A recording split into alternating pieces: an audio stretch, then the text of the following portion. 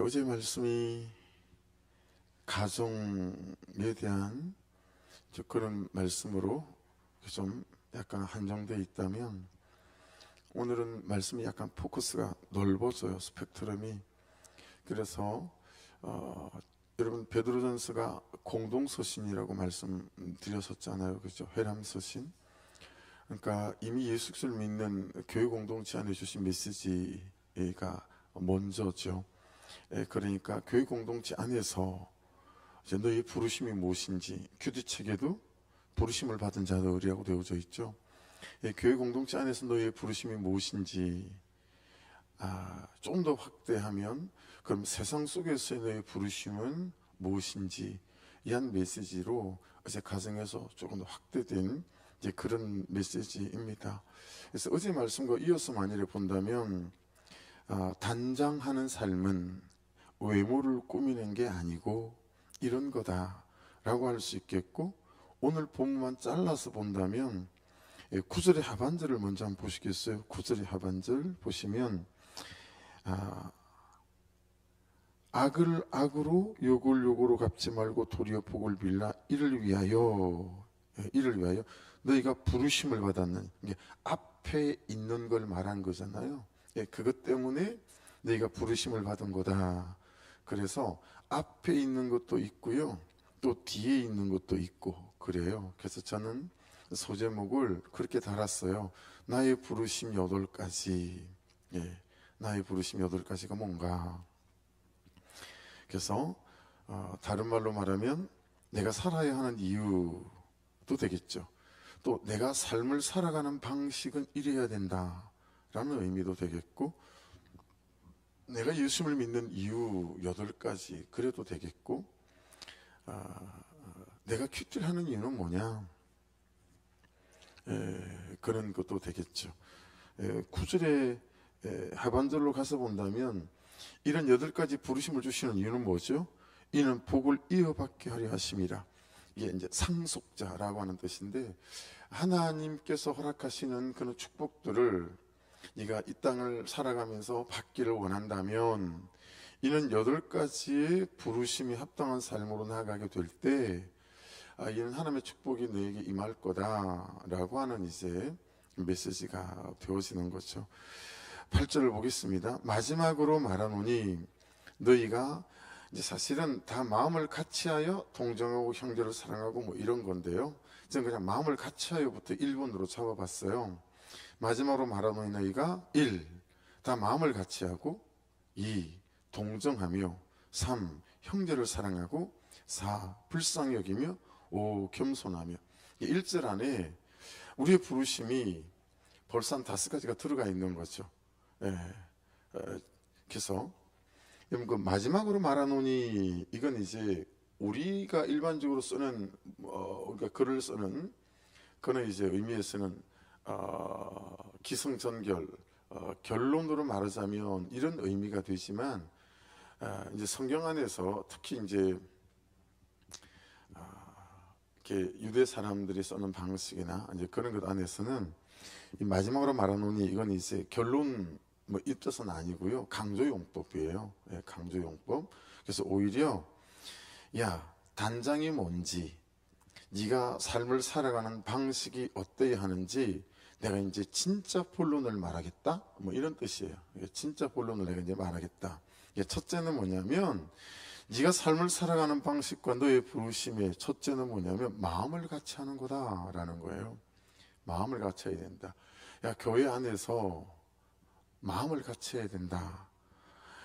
고린도서 12장 12절인데 자막을 보시면, 몸은 하나인데 많은 지체가 있고 몸의 지체가 많으나 한 몸인과 같이 그리스도도 그러하니라. 여기서 그럼 몸은 뭐겠어요? 교회예요. 자막에 보시는 것처럼. 그러면 많은 지체는 뭐겠어요? 교회 안에 있는 우리죠. 몸 안에 있는 손도 되고 팔도 되고, 고린도서 이제 14장에 가면 뭐 이런 말씀이 나오잖아요, 그죠? 그러니까 다리도 되고 뭐 이런 거죠. 이게 이제 많은 지체, 교회 안에 우리예요. 그럼 이 몸의 머리는 누구시죠? 예수 그리스도인 거예요. 그러니까 우리가 몸인데 머리는 예수 그리스도, 이 몸은 교회 안에 이 공동체 안에 우리 각자인 거예요. 은사와 자기 역할과 이걸 따라서. 예. 그리고 이제 이 그리스도 안에서 이 몸이 모든 지체가 하나 되어야 된다라는 말씀을 말씀하세요. 에베소서 4장 4장은 여러분 4장 4절 이렇게 말씀하세요. 보세요. 몸이 하나요 성령도 한 분이시니 이와 같이 너희가 부르심이 한 소망 안에서 부르심을 받았느니라. 부르심이 한 소망 안에서 우리가 부르심을 입었대요. 13절로 가보면 똑같은 장. 우리가 다 하나님의 아들을 믿는 것과 보세요. 믿는 것과 더하기 아는 일에 하나가 되어 온전한 사람을 이루어 그리스도의 장성한 분량이 충만한 데까지 이르리니 이렇게 말씀하세요. 그러니까 여러분 이런 거예요. 우리라고 하는 각 사람이 교회 공동체 안에서 어떤 사람이 되어져 가야 되냐면 아는 것과 믿는 것과 사는 것이 하나여야 된다라고 하는 거예요. 따로국밥처럼 믿는 것과 사는 것이 따로 놀거나 아는 것과 사는 게 따로 놓으면 안 된다. 그렇게 되어지게 되면 교회 안의 구성원들이 하나가 되기가 어렵다는 거예요. 우리 서로가 믿는 바와 아는 바와 사는 바가 하나일 때 이 공동체 안에서 각자가 하나됨을 이룰 수 있다라고 이제 말씀하시는 거죠. 그래서 여러분 깨닫고 그리고 감동도 막 받아요. 회개도 해요. 근데 우리가 이게 다인 줄 알고 그것이 내 신앙의 실력인 줄 알면 좀 곤란하다. 이렇게 우리가 믿어가고 살다 보니 이런 사람들로 공동체가 자꾸 구성되어져 가다 보니 어때요? 믿는 바는 있는데 사는 바가 없는 거예요. 그렇죠? 그러니까 공동체 안에 있지만 서로 믿는 바는 있는데 사는 바가 없으니 같은 공동체 안에서 서로가 신뢰함이 없는 거예요. 믿는 바가 있고 믿는 바대로 사는 바가 있게 되어지게 될 때 이제 서로에 대한 신뢰가 있고, 왜냐하면 거기서 사랑이 있고 섬김이 있고 이런 거니까요. 그게 진짜 하나됨을 이룰 수 있는 거이죠. 우리가 교회 공동체 안에서도 그래야 되지만 세상 속에서도 우리가 그런 사람이어야 하는데 알고 믿는데 그러지 않는다라고 하는 것입니다. 예, 그래서 그 이유가 다음 구절에 있는데요. 4장 15절 16절인데 같이 한번 읽어볼까요? 시작. 오직 사랑 안에서 참된 것을 하여 범사에 그에게까지 자랄지라. 그는 머리니 곧 그리스도라. 그에게서 온 몸이 각 마디를 통하여 도움을 받음으로 연결되고 결합되어 각 지체의 분량대로 역사하여 그 몸을 자라게 하며 사랑 안에서 스스로 세우느니라. 말씀 그대로 한번 띄워놔 보십시오. 자, 거기 여러분 15절에 참된 것을 하여 있잖아요. 말씀을 삶으로 가져가서 말씀 도시락을 들고 다니면서 말씀을 삶에 적용하는 그런 몸부림이 우리를 그에게까지 자라게 한다라고 하는 거죠. 그래서 여러분 16절을 보시면 그에게서 온몸이 각 마디를 통하여 도움을 받음으로 연결되고 결합되어. 여러분 우리가 어떻게 하나 될 수가 있습니까? 그에게서 온몸이 각 마디를 통하여 도움을 받음으로 우리가 연결되어진대요. 그럼 그가 누구죠? 예수 그리스도죠. 예, 그에게서 온몸이 각 마디를 통하여. 여러분 지금 우리에게 예수 그리스도는 어떻게 존재하시죠? 말씀으로 존재하세요. 그렇죠? 그러니 성경이라고 하는 한 말씀을 통하여 성경이라는 한 말씀에 붙어감으로 우리 서로 각자가 어때요? 우리가 각 마디를 통하여 도움을 받음으로 연결되고 결합된다라고 하는 것이니 원 메시지, 온 성도가 같은 메시지로 같은 말씀 안에서 그 말씀을 붙잡고 붙어가고 몸부림하는 삶이 우리로 같은 정체성을 가지게 만들고 같은 삶의 목적과 이유를 가지게 만들고 그래서 그것들이 우리를 하나 되게 만들고 결합되게 만든다라고 이제 말씀하고 있는 거예요. 예. 자, 두 번째입니다. 다시 8절을 보시면 나의 부르심 삶의 이유는 동정하는 거래요. 이건 원어로는 심파데스라고 하는데 우리가 한 번씩 듣는 말로 말하면 체휼하는 걸로 말하는 거예요. 그래서 비가 올 때 우산을 들고 가서 그에게 비를 맞지 않도록 씌워주는 의미도죠. 그것보다 훨씬 더 큰 의미는 뭐냐면 그냥 내가 같이 그 비를 맞아주는 거죠. 내가 같이 그 비를 맞아주는 거. 이제 그런 그 체휼을 말하는 게 동정이에요. 여러분, 예수님이 우리를 체휼하신 걸 빌립보서에서는 뭐라고 말씀하시죠? 인카네이션이라고 해요. 인커네이션이죠. 그러니까 성육신, 하나님이신데 인간으로 오신 거예요. 완전하신 하나님이 완전한 인간으로 그렇게 이제 죄인으로 오신 거죠. 인간으로, 죄인이 아니라 인간으로. 그 이유가 뭐죠? 죄 없으신데 인간으로 오신 이유가 이제 우리를 체휼하시기 위해서 그런 의미가 되어지잖아요. 영어로는 이걸 여러분 compassion이라고 해요. 그 의미가 그의 고통 안으로 나를 밀어넣는 것, 이런 의미가 있어요. 고통을 함께 하는 거죠. compassion. 내가 그의 고통과 함께 하는 거니까 어떤 거죠? 그가 없으면 내 것을 나누고, 그죠? 내가 두 개면 그가 못 입고 있으면 벗어서 같이 입고, 먹을 것들을 나누고, 시간을 나누고, 또 재정을 나누고, 컴패션이죠. 고통을 함께 하는 거. 그래서 히브리서 4장 15절인데 같이 한번 읽어볼게요. 우리에게 있는 대제사장은 예수 그리스도죠. 우리의 연약함을 동정하시지 못하실 리가 아니요 모든 일에 우리와 똑같이 시험을 받으신 이로되 죄는 없으시니라. 신학적으로는 이게 이제 인커네이션을 말하는 구절이라 되게 중요하게 취급을 받는 이제 그런 구절이에요. 그래서 우리의 부르심은 뭐냐면 이제 체휼하는 거다라고 하는 거예요. 고통을 함께 하는 거다. 이런 거죠. 자, 세 번째 이제 저희의 부르심, 우리의 부르심은 형제 사랑이다라고 8절에 말씀하세요. 마태복음 22장인데 같이 한번 읽어볼게요.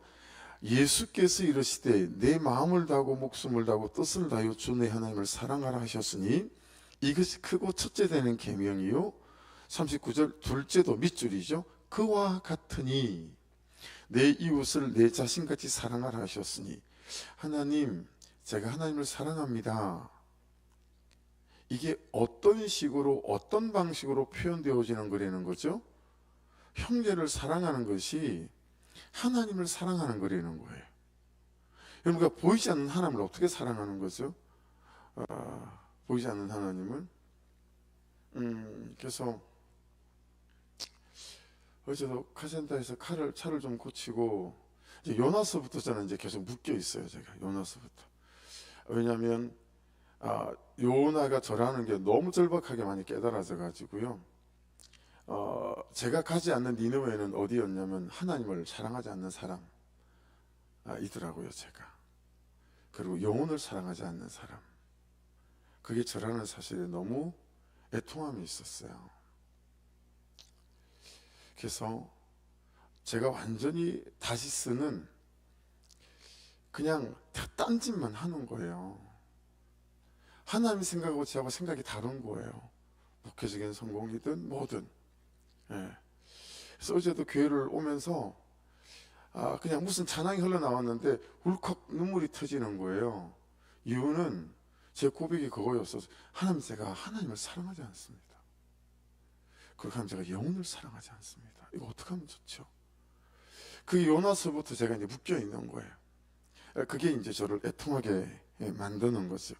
그러니까 여러분, 우리 하나님을 사랑한다고 말하는데 그 하나님을 사랑한다라는 게 여러분 어떤 식으로 사랑하시죠? 그분이 보이시나요? 손에 잡히시나요? 그분을 사랑하는 건 어떤 거냐면 내게 주신 사람들을 사랑하는 것이 하나님을 사랑하는 거라는 거예요. 공동체 식구들, 그들이 힘들고 아프면 돌아보는 것, 그들의 한숨의 무게가 어떤 것인지를 들여다보는 것, 이런 거죠. 그래서 항상 여러분, 내 시간은 그렇게 흘러가야 하고 내 재정은 그렇게 흘러가야 하는 것이고 나의 열정은 그렇게 흘러가는 거, 이게 하나님을 사랑한다라고 하는 거예요. 우리의 하나님을 사랑한다는 표현의 방식은 그렇게 흘러가야 된다라고 하는 거죠. 여러분이 잘 아는 메시지, 많이 들어본 말씀이 있어요. 누가복음 10장인데 한번 보세요. 30절. 예수께서 대답하여 이르시되 어떤 사람이 예루살렘에서 여리고로 내려가다가 강도를 만나매 강도들이 그 옷을 벗기고 때려 그의 죽은 것을 버리고 갔더라. 자, 그걸 봤어요. 근데 제사장이 지나가요. 근데 그냥 가요. 레위인도 그냥 보는데 그냥 가요. 이게 다 유대인들을 말하는 거죠. 예수님이 지금 유대인들을 이제 가르치고 책망하시는 거니까. 그런데 이방인인 어떤 사마리아인이 그 앞을 지나가는 거예요. 근데 여러분, 이 어떤 사마리아인이 오늘 새벽에 다시 말씀을 들여다봤더니 7가지로 이 형제를 이 사마리아인을, 이 강도맞은 사람을 사랑하는 거예요. 첫째는 뭐냐면 불쌍히 여겨요. 앞에 나왔잖아요. 체휼하는 거죠. 그의 고통에 나를 밀어넣는 거예요. 예. 그 다음에는 이제 뒤에 나오는데 불쌍히 여김이 가까이 가요. 불쌍히 여겨 가까이 가서. 세 번째는 기름과 포도주로 그 상처를 붓고 싸매요. 내 있는 것으로. 여러분, 여행자에게 있어서요, 기름과 포도주는 자기 생명과 직결되는 거예요. 자기가 생명과 직결되는 걸 그 강도 맞은 자에게 다 내놓는 거죠. 그리고 자기 짐승에 태워요. 자기가 타고 가던 나귀에서 내린 거잖아요. 그리고 그 나귀에다 자기를, 이 강도 맞은 자를 태워요. 다섯 번째, 주막으로 데리고 가요. 이 사람을 돌볼 수 있는 그런 장소로 데리고 가는 거죠. 너무 구체적인 거죠. 여섯 번째는 여러분, 돌보아줘요. 주막으로 데리고 가서 막 돌보아줘요. 일곱 번째는요, 이제 이 사람이 가는 길이었잖아요. 그 이튿날 자기 길을 나서면서 데나리온 2를 그 주막 주인에게 주면서 이 사람을 이 돈으로 좀 다 돌봐줬으면 좋겠다. 예. 이 데나리온 한 사람이 품삯이니까 하루, 그럼 이틀치 품삯을 내놓은 건 우리 같으면 한 30만 원 될라나요? 그거 주면서 이 사람을 좀 돌봐줬으면 좋겠다. 만일에 혹시 비용이 더 들면 내가 볼일 보고 돌아오다가 한 일주일 뒤에 비용을 더 지불할 터이니 잘 했으면 좋겠다. 7가지로 형제를 사랑해요. 그러니까 우리 주님이 이렇게 가르치시는 거예요. 야, 이게 형제 사랑이다. 그러니까 이 세상의 영혼들이 강도 만난 자라는 거예요. 이 세상의 영혼들이 강도 만난 자니까 여러분의 시간과 재정은 잃어버린 영혼을 향해야 해요. 그게 우리의 부르심이에요. 돈을 왜 버냐고요? 그 때문에 돈을 버는 거예요. 제가 청소년 집회, 청년들 집회 나가면 공부를 하는 이유는 공부해서 남주기 위해서라고 가르쳐요. 야, 돈을 버는 이유는 돈을 벌어서 남주기 위해서. 여기서 정말 돈을 많이 벌어도 우리나라 제일 비싼 국산 승용차 타고 아들, 딸을 그냥 박사학위 받을 때 정도까지 도와주고 그걸 유산 상속시키지 않고 온 세상의 그 재정들을 흘려보내고 시간을 돌려보내겠다라고 하는 사람 손들어봐. 그럼 손들면 내가 앞으로 두 번째는 나오라고 해요. 그리고 반드시 강대상에 가야 되면서 한 명 한 명 안수기도를 해줘요. 너 꼭 그렇게 살아야 된다. 그게 여러분 공부하는 이유라고 가르치고 돈을 버는 이유라고 가르치거든요. 성경적으로 맞잖아요. 그렇죠? 그러니까 자녀들에게 왜 좋은 대학을 가야 되냐면 안정된 직장과 어떤 세상에서 우리 주일 말씀처럼 나를 증명하려고가 아니라 주의 말씀대로 돈을 벌어서 남주기 위함이고 잃어버린 영혼을 향해야 된다라고 하는 거죠. 그게 우리가 돈을 버는 목적이고 이유다라고 이 사람이 가진 것으로 그냥 다 이렇게 내놓잖아요. 그걸 이제 형제 사랑이다. 그게 우리 부르심이래요. 그게 기도를 하시더라도요, 하나님 내가 형제 흘려보내기 위해서 돈이 있어야 될 것 같아요. 뭐 이제 이런 중심이 좀 훨씬 더 아름다운 거죠. 하나님도 뭐 이러지 않겠어요? 우리 본심을 아시긴 아시겠지만. 자, 네 번째 나의 부르심이나 삶의 이유를 보세요. 불쌍히 여기는 거래요. 이 원어를 보니까 이 뜻이요, 창자가 끊어지는 아픔을 가지는 것, 이렇게 되어 있어요. 창자가 끊어지는 아픔을 가지는 것. 그러니까 어떻게, 이게 아닌 거예요. 여러분 혹시 핸드폰을 보다가, 유튜브를 보다가 막 에듀피하며 막 전쟁 고아들이며 막 그런 애들이 나와가지고 하는 그런 컴패션에 사는 동영상이든지 또 다른 어떤 후원단체나 그런 것들 영상 나오면 끝까지 잘 보세요. 저는 그걸 끝까지 잘 못 봐요. 왜냐면 괴로워가지고. 제가 마지막으로 하고 싶은 사역 중에 하나가 구제 사역이어서, 그래서 그냥 얼른 스킵을 해버려요. 그냥 그걸 보고 있는 게 너무 괴로운 때가 많이 있거든요. 그냥 그 정도인 거죠. 창자가 끊어지는 아픔으로 그들의 불쌍여김에 동참하는 일들이 많이 없는 거죠. 누가복음 7장인데요. 한번 보세요. 성문에 가까이 이르실 때에 사람들이 한 죽은 자를 메고 나오니 이는 한 어머니의 독자요 그의 어머니는 가부라. 그 성에 많은 사람도 그와 함께 나오거늘. 남편이 언제 죽었는지 모르지만 아들 하나를 애지중지 키웠어요. 근데 그 애지중지 키운 가부의 독자가 죽어버린 거예요. 여러분, 이 가부가 얼마나 마음이 고통스럽겠어요. 그렇죠? 주께서 가부를 보시고 불쌍히 여기사 울지 말라 하시고, 여기 불쌍히 여기사가 창자가 끊어지는 아픔을 함께 했다라는 뜻이에요. 가까이 가서 그가의 안에 손을 대시니 맨자들이 서는지라. 예수께서 이르시되 청년아 내가 내게 말하노니 일어나라 하시매 죽었던 자가 일어나 앉고 말도 하거늘 예수께서 그를 어머니에게 주시니. 이게 여러분 무슨 의미냐면, 그가 고통 어려운 상황에 처했을 때 창자가 끊어지는 아픔으로 함께 해줄 때 여러분 그 사람의 존재와 삶을 일으킬 수 있다는 거예요. 우리는 주님처럼 그 죽은 독자 아들을 살려낼 수는 없으나 그 가부의 마음을 일으킬 수는 있다라고 하는 의미거든요. 그게 불쌍히 여기는 거라는 거예요. 그게 너의 부르심이고 삶의 이유다라고 말씀하시는 거죠. 그럼 다섯 번째는 뭐예요? 겸손이라고 말씀하시죠. 8절에서. 여러분, 이거 제가 지난주인가요? 지난주 설교할 때 이거 소개하지 않았던가요? 앤드류 머레이라는 분이 겸손을 어떻게 설명했죠? 내게 일어난 일에 대하여 이상히 여기지 않는 게 겸손이다. 우리가 붙들고 있는 거랑 성경의 말씀 딱 너무 맞죠? 우리는 뭐예요? 있을 일이 있었습니다. 하나님의 섭리 안에서 하나님 있을 일이 있었습니다. 이게 진짜 겸손이라는 거예요. 들을 말을 들었습니다. 이게 진짜 겸손이라는 거예요. 하나님 제게 주실 사람을 주셨고 주실 만한 사건을 주셨습니다. 이게 진짜 겸손이라고 하는 거죠.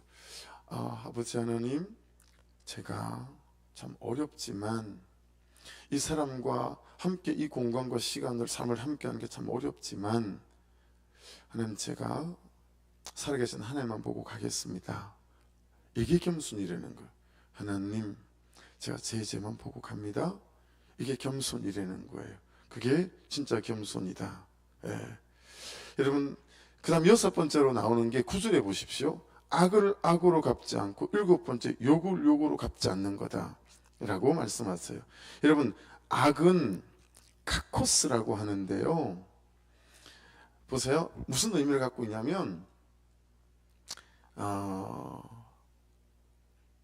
열등한 또는 초라한 또는 도덕적으로 나쁜 또는 불행한 파산한 이런 의미인데, 여러분 악은 첫 번째는 여러분 사람이 사람에 대하여 반응하는 거예요.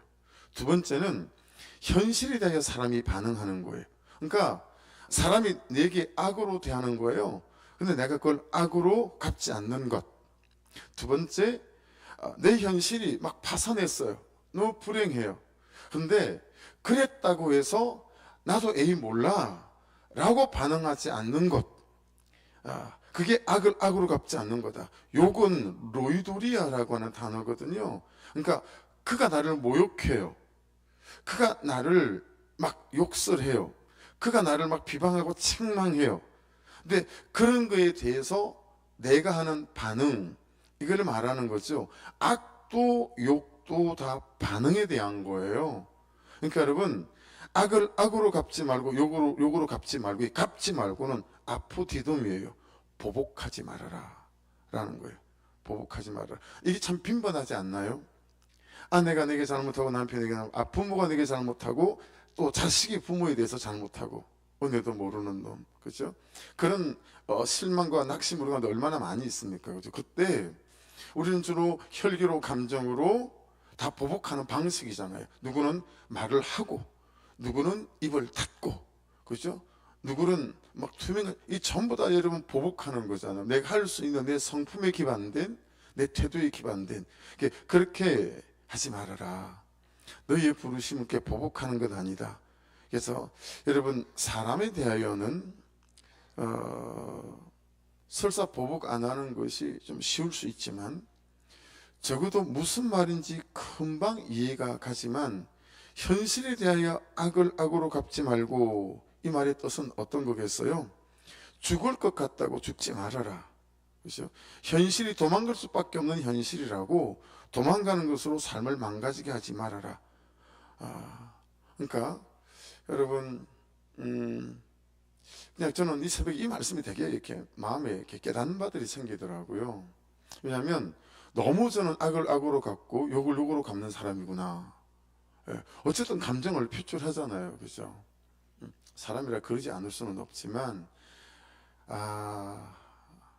그냥 너무 또 이렇게 제가 또 작아지더라고요. 야, 내가 너무 욕을 욕으로 갚는 사람이고 악을 악으로 갚는 사람이, 적어도 현실에 대해서, 그 사람의 태도에 대해서 뭐 저런 인간이 다 있지? 맨날 제가 이러고 살았구나. 이게 내 부르심이 아니구나 라고 생각하니까 또 다른 마음이 이렇게 생기는 것 같아요. 여덟 번째는 여러분, 이제 도리어 복을 빌어라. 여러분, 도리어 이건 반대로라는 거예요. 욕으로 갚지 말고 도리어 반대로 복을 빌라. 칭찬하고 축복해라. 왜냐면 여러분, 칭찬하고 축복하면 하나님이 그 마음을 도우신대요. 멋있지 않아요? 정말 욕 한번 해줘야 돼요. 한번 지어박아야 돼요. 들이받아야 돼요. 야, 너 일로 와봐.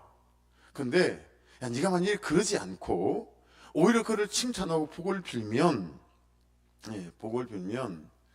하나님께서 그런 나를 도우신다라고 하는 거죠. 그러면 여러분, 이게 전혀 다른 방정식이 되잖아요. 다른 방정식이 되잖아요, 그렇죠? 고난이 축복이듯이 그가 나를 욕하는 것이 내게 축복이 될 수 있죠. 내가 그를 칭찬하기만 한다면 오히려 하나님으로부터 내가 선한 것들을 공급받을 수 있는 기회가 되는 거구나 라고 이제 깨닫는 바가 생긴 것 같아요. 그래서 여러분, 그 다음 말씀을 보세요. 이를 위하여 너희가 부르심을 받았으니 이는 복을 이어받게 하려 하심이라. 어떤 말하고 비슷하죠? 어제 말씀, 아내는 남편의 영혼 구원을 위한 기회라는 말과 같은 뜻이라고 봐요. 너는, 너의 삶은, 너의 태도는, 말은 그의 영혼 구원을 위한 기회다. 뭐 이렇게 이제 좀 해석되고 이해될 수 있는 것 같아요. 그래서 여러분, 나의 부르심 8가지를 감당하게 하는 것이라고 소제목을 달아봤어요. 10절 위에는. 이런 나의 부르심 8가지를 감당하는 게 뭐냐? 어떻게 하면 그 부르심을 감당할 수 있을까? 대제목으로 3개, 소제목으로 6개. 그렇게 소제목을 달았는데 한번 보세요. 그러므로 생명을 사랑하고, 사랑하고가 아가페입니다. 아가포. 조건 없이예요. 조건 없이. 얘가 자꾸 조건을 따지니까 부르심대로 못 사는 거야. 그러니 조건 없이 한번 사랑해봐. 그러면 그게 된다? 이런 의미가 되죠. 두 번째 큰 대제목, 좋은 날 보기를 원하면 3가지 혀의 말에 대해서 나와요. 혀를 금하고 악한 말을 거치고 그 입술로 거짓을 말하지 말고. 여러분, 이 말이 너무 중요한가 봐요. 그렇죠? 그래서 나의 부르심 8가지를 감당하기 원하니 그럼 너는 정말 말 조심해야 된다. 정말 혀를 잘 써야 된다 라고 하는 거. 세 번째는 11절에 있어요. 악에서 떠나. 대제목으로 따지면 세 번째죠. 악에서 떠나. 근데 악에서 떠나는 게 어떤 거냐면 선을 행하고, 두 번째 화평을 구하며, 세 번째 그것을 따르라. 그것을 따르라. 그러니까 삶을 말씀하시는 거죠. 그러면서 12절 보세요. 주의 눈은 의인을 향하시고. 여러분, 의인이 뭐죠? 의인이 뭐죠? 여러분, 우리가 그냥 그 사람에 대해서, 내라고 하는 사람이 그의 악과 욕을 갚으려고 하는 시도, 이게 속은 시원하죠. 속은 시원한데, 그죠? 홀가분하죠. 그냥 심력은 체중이 싹 내려가죠. 한번 해대고 나면. 근데 하나도 남는 게 없는 거예요. 근데 그러지 않는 사람, 앞에서 말한 욕을 욕으로 갚지 않고 악을 악으로 갚지 않는 사람이 의인인 거잖아요. 그 강도 만난 자를 도와준 사마리아 사람처럼, 그쵸? 그게 삶인 거죠. 삶인 거잖아요. 그러니까 여러분, 어떤 의미에서 우리의 삶이 최고의 기도예요. 우리의 삶이. 여기 사는 기도 말고 우리의 삶이 최고의 기도인 거예요. 우리의 삶이. 어떤 삶이요? 말씀대로 사는 삶이. 그런 말씀대로 사는 삶의 삶을 주님이 보신다는 거예요. 주의 눈은 의인을 향하시고.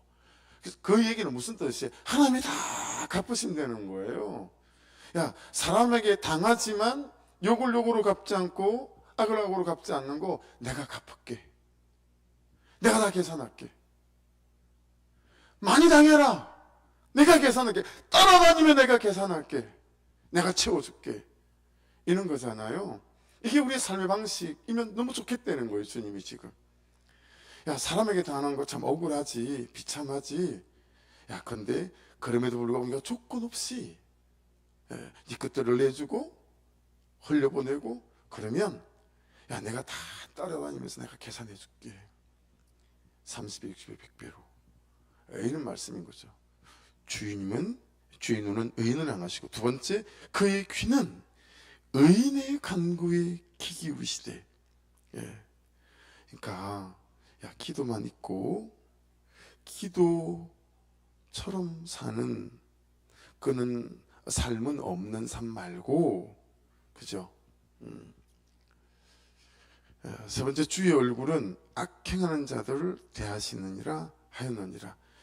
야, 네가 이런 너의 부르심대로 살아가지 못하면 어떡하지? 내가 널 도울 방법이 딱히 없네? 뭐 이런 의미가 될 수 있지 않을까요? 그래서 좀 여러분, 내가 어떻게 살아야 되는 거지? 내가 살아가는 이유와 목적은 어떤 거지? 내 부르심은 어떤 데 있는 거지? 내가 좀 더 많은 하나님의 은혜와 축복을 누리는 삶을 살려면 어떻게 되는 거지에 대한 하나님의 처방, 말씀이 처방하시는 거죠.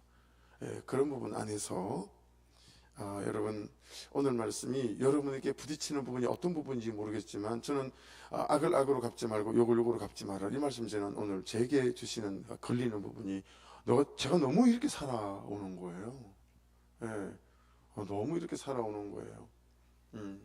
그래서 그 말씀을 붙잡고 여러분, 참 여러분이 섬기고 나누고 그 뒤를 주님이 따라다니면서 다 계산해 주시는 그런 인생이 되셔서 사람들이 저를 보고 여러분을 볼 때 궁금한 거죠. 어떻게 그렇게 살아? 궁금한 거죠. 근데 우리는 어떻게 대답할 수 있겠어요? 하나님이 채워주셔서요 라는 거죠. 하나님이 채워주셔서 그렇게 사는 거예요. 그래도 채워주신 거 가지고 또 그렇게 사니까 또 그 삶을 하나님이 채워주시는 거죠. 하나님이 채워주신 것으로 살아가는 내 삶. 그래서 참 사마리아 사람처럼 그렇게 7가지 방식으로, 여러분 거의 그죠? 야, 그 삶이 참 아름다운 삶일 수 있겠다 라고 하는 것에 대해서 또 삶의 통찰이 부어지는 여러분의 목장이 우리 교회가, 그리고 이런 사람들이 세상 속에서 살아간다고 생각해 보십시오. 그곳에서 하나님의 나라가 세워져 갈 수 있지 않겠어요? 그렇죠? 기도하겠습니다. 말씀 붙잡고, 아버지 하나님, 이 나의 부르심대로 목장 안에서 이 체유함을 가지고 내 시간과 애정과 내 재정과 내 시간과 열정과 삶의 방향이 이렇게 흘러갈 수 있는 인생이 될 수 있도록 역사해 주셔서 참 그런 삶을 보시고 주님께서 오셔서 아버지 하나님 대답하시고 계산하시고 부어주시는 아버지 이 은혜 가운데 살아갈 수 있는 참 겸손한 인생이 될 수 있도록 인도하여 주옵소서. 기도해 주시고, 그리고 박정식 집사님 백내장 수술하셨거든요. 잘 회복될 수 있도록 기도해 주시고, 한 번 수술이 더 남아 있었어요, 한쪽 눈. 또 더불어서 하나님 모든 필요한 재정들 위해, 또 하나님 의사 선생님의 손길 위에 또 잘 회복될 수 있도록 또 간섭해 주옵소서. 또 중보기도 부탁드리고, 혜민 형제 하성이 둘째 위해서 기도해서 그 가정을 위해서 기도할 때마다 혜민 형제 아내 예진 자매가 그 교회에서 빠져나와서 이렇게까지 말씀드리는 이유는 그 교회가 정말 건강하지가 않아서요. 정말 복음이 아닌 메시지로 얼마나 많이 정하는지. 그냥 깐난쟁이들도 예배 같이 앉아서 예배를 드리게 만들거든요. 예. 근데 애들이 울면 귀신 들려서 그렇다고 애를 와서 뭐 때리고 우리 목사가 무슨 그따위 교회가 있는지 제가 정말 너무 마음이 어려워요. 근데 혜민이제 장모님이 그 교회 장로님이에요. 여자 장로님인 거죠. 그래서 힘이 나는 거예요, 나오기가. 예. 엄마가 그 교회 장로님인 거잖아요. 그래서 제가 그렇게 기도해요. 하나님, 그 교회가 문을 닫든가 뭔 사건이 생겨서 아니면 성령의 폭탄이 떨어져서 정말 회개하는 목사님, 회개하는 교회가 되어져서 바른 말씀을 전하는 교회가 되게 해주시든가, 예진자매를 하나님 어떤 사건을 통해서 불러내 끄집어내 주셔서 우리 함께 푸구수의 복음을 듣고 예배할 수 있도록 도와주옵소서. 그렇게 꼭 힘제할 때마다 간절함으로 여러분 기도 부탁드립니다. 우리 주여 한번 부르고 같이 기도드리겠습니다. 주여, 아버지 하나님 감사합니다.